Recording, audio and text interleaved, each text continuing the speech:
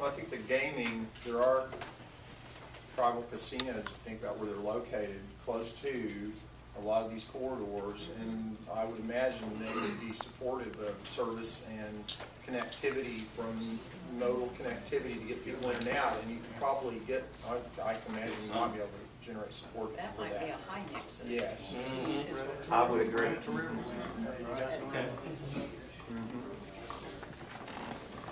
So are there any other questions? Let's we'll do this exact clicker exercise again after we get through this process. But I wanted to kind of get the lay of the land on two things. One, which of these funding sources, and we put a representative 10 on here, you think are your top 5 that should be used for transit in the region?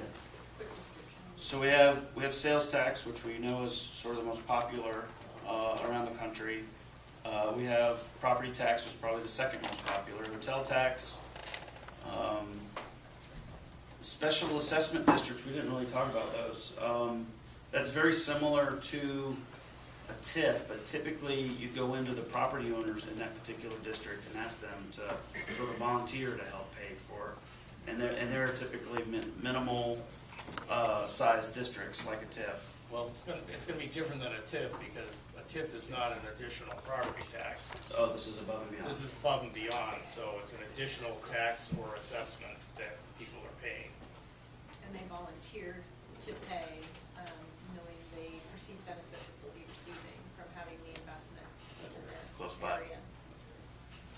So you could, that's the one advantage of a special assessment district, is you can very neatly define a area of benefit that that might, you know, follow along the corridor, where you know, you can gerrymander it, I guess, to fit those who are going to benefit most greatly from it. So you want to top, you want us 5? Yeah, so how does this work, Ian? All right, so everybody has this real quick. Go ahead. Got a little remote control in front of you. It has 1 through 9 and 0, and it also has A through J. You'll see them there. So those line up with the A through J that you see here. You're going to push five numbers. So if you like sales tax, you'll say A. If you like, you know, tax increment finance districts, you push E. So you're going to do that for 5 of the 10. You don't have to push enter. You can just push your numbers that you like, or your letters that you like. It won't be in order. This is just your top 5 in whatever order. No Exactly.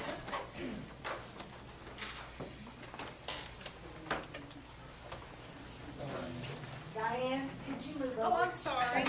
Oh, goodness. My big I knew hair, it was- my big Texas hair. I make a much better door than a window. I'm sorry, thank you.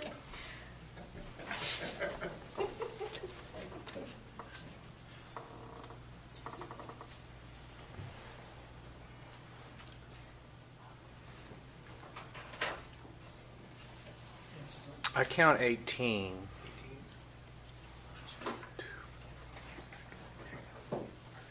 You're not voting? Who we got? 16, we got 2 more people.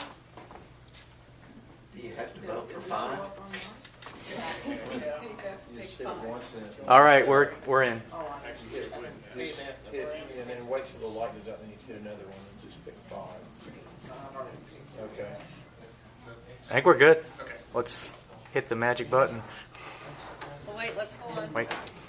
Survey sales. Yeah.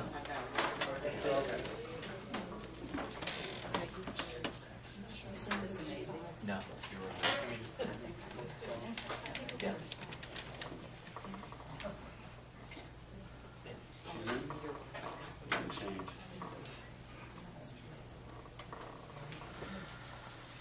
Okay. So sales tax. So our labels are, That'll go down like a terminal well. There's several. all right, so we've got A, B, C, D, E. So tax increment financing is this one. F, G are business and real estate. H is vehicle registration. I is mobility and motor fuel. Interesting. Your top 5, I think top 3. So top three are sales tax and tax increment, and then motor fuels third, are tied. And then there's three at 10%. Okay. Those are hotel, and then the last, like. Hotel, Vehicle. the vehicle registration, and the new ones that we talked about. And then 9%. So you said we'll be, Special assessment district is not anymore. Okay. So we'll see what that says at the end, how that changes at the end of the process. And then the other, I guess I need to stand it up. The next one, the last question is, one thing that's been very interesting about the MAPS program is that it's really been a pay-as-you-go type of program. So I have just a quick question as we get into this. Do you think we should continue to stay as pay-as-you-go, which seems to be sort of a regional tenet, if you will? Or do you think we should introduce debt service and bonding in order to pull this off? So it's quick, yes, pick A or B. yes or no? Yeah, which one? A or B.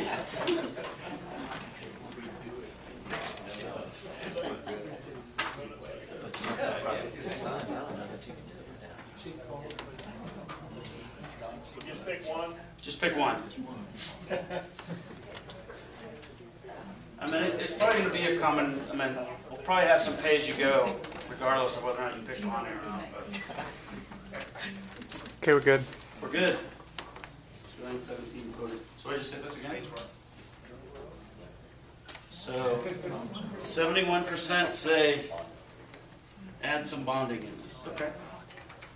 That's good. I mean, I think from our development of a plan, it's important to know the answer to that sort of going into it before we get into it. So that's a pretty good majority right there. So I'm done.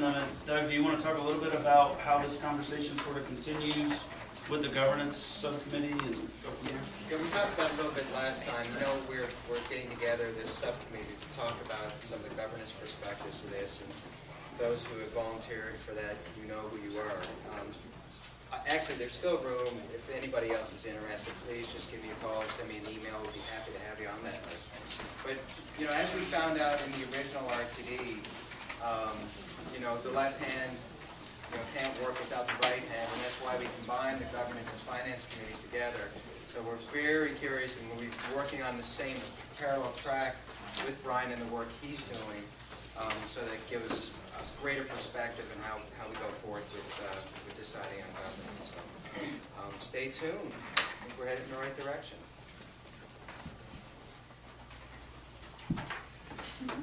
I have a request for the next meeting, and I don't know if it's for one of the consultants, Doug, or someone on your staff can do it, but there's data available that judges municipalities and regions' traffic congestion. Then there's data available on transit districts that have been successful in passing taxation to pay for public transit. Is there a correlation between traffic congestion and citizen willingness to tax themselves to pay for it? Without looking at the data, I would probably suggest that yes, there's probably a strong correlation between those two. That's my suggestion too. So I guess I'd like to see something that kind of shows, are there cities that have had our level of traffic congestion and been able to pass something? Or is that a necessary component before it finally kicks in on the voters' willingness to tax themselves? I'd like to know the correlation. Okay. I'm not sure there's, yeah, I mean, it would be hard to come up with what I would consider to be a statistical sample, but I'm sure we can profile a number of cities who, you know, comparable cities, peer cities, if you will, that have been through the process and you know, and show it that way. I can speak from Denver's experience because I've lived there for 30 years.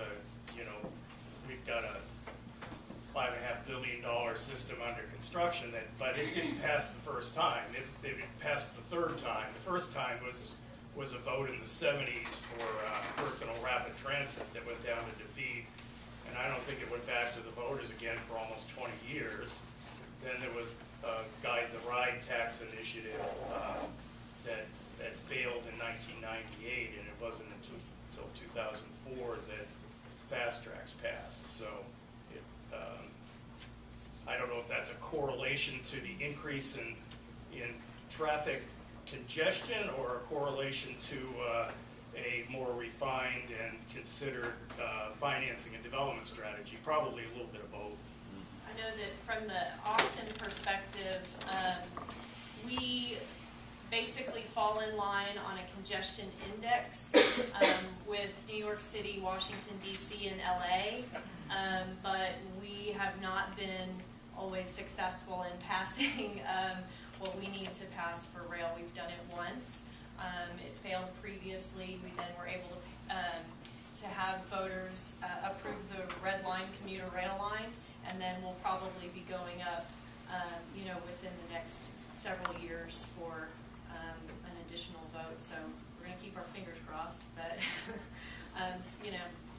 I think sometimes it's the culture in the area and the foresight of the people to be able to see the benefit in the future. And so. Mayor, I think as far as correlation go, I'd also be curious to see if there's a correlation between the types of funding sources and the modes of transportation. Are people more likely to approve X funding source if it's serving Y type of mode?